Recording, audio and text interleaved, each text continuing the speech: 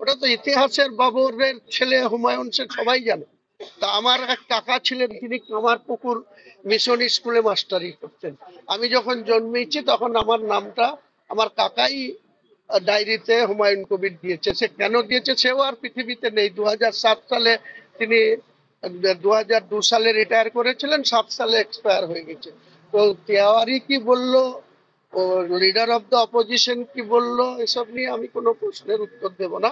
আমি আমার স্বাধীনচেতা মানুষ, আমি একজন ইসলামিক ধর্ম মেনে চলা, কোরআন হাদিস মেনে চলতে গিয়ে আমার মসজিদ বানানোর অধিকার আছে। সেই অধিকার ভারতবর্ষের সমস্ত কিছু নিয়ম মেনে মেনটেন করে আমি এটা করব। এখানে কে কি বললো তাতে আমার কিচ্ছু যায় আসে না, তাদের প্রশ্নের কোনো উত্তর দেওয়ারও আমার প্রয়োজন মনে বলছি করি। যে বিরোধী দল তারা কি এই বিষয়টা নিয়ে অপব্যাখ্যা করছেন, বাংলার সম্প্রীতি নষ্ট করার চেষ্টা করছে, আপনি কি মনে করছেন? ওনারা যা বলছেন তাতে তো প্রতি মুহূর্ত সম্প্রীতি নষ্ট হচ্ছে। আপনি আমাদের কি ওনার সব জায়গায় খবর আসে, উনি বড় বড় করে বলছেন ওনার কাছে খবর এসছে 3 লক্ষ রিক্সা নিয়ে নাকি কলকাতা দখল করার জন্য। এগুলো তো উনি উস্কানিমূলক কথাবার্তা বলছেন, আমরা বলিনি। এতে তো আমাদের এখানেও সম্প্রীতি নষ্ট করার মতন অভিপ্রায় নিয়ে ওনারা কথা বলছেন। আমরা চাই বাংলার মানুষ সম্প্রীতি নিয়ে থাকুক, গোটা ভারতবর্ষের মানুষ সম্প্রীতি নিয়ে থাকুক। আমরাও সবাইকে নিয়েই এত বড় হয়েছি। 62 বছর বয়স হয়েছে, ওনারও 52 বছর বয়স চলছে। উনি যে ধরনের কথাবার্তা বলছেন তাতে তো এখানে সম্প্রীতি বিঘ্নিত যে কোনো টাইমে হতে পারে। তার দায় কি উনি নেবেন? উনি শুধু সনাতনী সনাতনী সব সময় বলছেন।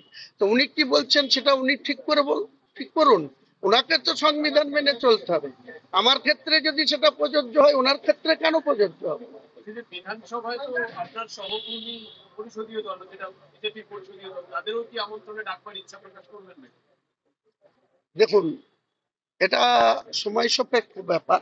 আমি আগেই বলেছি, উদ্ঘাটন করার সময় আমি রাজ্যের মাননীয় মুখ্যমন্ত্রীকে আমাদের ট্রাস্টের তরফ থেকে দেখা করে ওনাকে প্রেজেন্ট থাকার জন্য বা চিফ গেস্ট থাকার জন্য বলা হবে। আর যখন সম্পূর্ণ হয়ে যাবে, যখন ধরেন 25-6 ডিসেম্বর, ধরেন ঘটনার চক্রে এটা কমপ্লিট হতে 3 থেকে 4 বছর লাগে, তাহলে 25 থেকে 29, 29-এ আবার পার্লামেন্ট ইলেকশন আছে। তো তারপরে করব। উনি তো এখন থেকে গন্ধ খুঁজছেন যে আমি পঞ্চায়েত নির্বাচন, 26-এর বিধানসভা, তারপরে পঞ্চায়েত, তার 28-এ, তারপরে 29-এ পার্লামেন্ট, এসব হিসাব করে বলছি। আমি পলিটিক্স করি ঠিকই, কিন্তু ওনার মতো এত নিচু মানসিকতা নিয়ে আমি চলি না। আমি আমার ধর্মের মসজিদ বানাবো। সেই মসজিদটা বাবরি মসজিদ একটা ছিল, সেই বাবরি মসজিদটা যে কোনো কারণে সুপ্রিম কোর্টের নির্দেশে সেই জায়গাটা বিতর্কিত ছিল। সুপ্রিম কোর্ট রামলালার জায়গা বলে রায় দিয়েছে, সেখানে রাম মন্দির তৈরি হয়েছে। তা নিয়ে আমাদের কোনো কথা বলার প্রয়োজন নেই, আপত্তিও নেই। ভারতবর্ষের প্রধানমন্ত্রী সেটাকে উদ্বোধন করেছেন।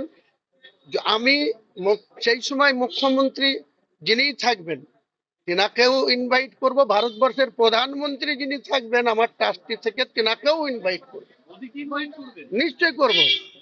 তিনি আসলে ভালো, না আসলেও ভালো। আমাদের মধ্যে সেকুলারিজম যে আমরা মানি, মান্যতা দিই, সেটা প্রমাণ দেব। শুভেন্দু অধিকারী যেতে পারে।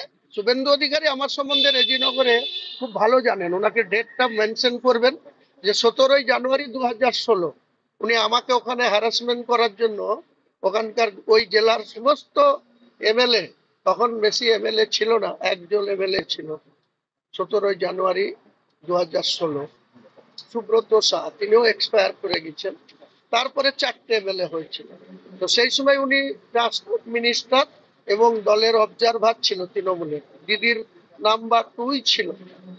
তো তখন উনি আমাকে ওখানে অবজ্ঞা করে, আমাকে অসম্মান করে, আর একজন জেলা সভাপতি তিনি মান্নান হোসেন মারা গেছেন, তিনাকে নিয়ে আমার বাড়ির কাছে তিনি মিটিং করতে গিয়েছিলেন। ও বুনো ওল হলে আমি বাগা তেঁতুল।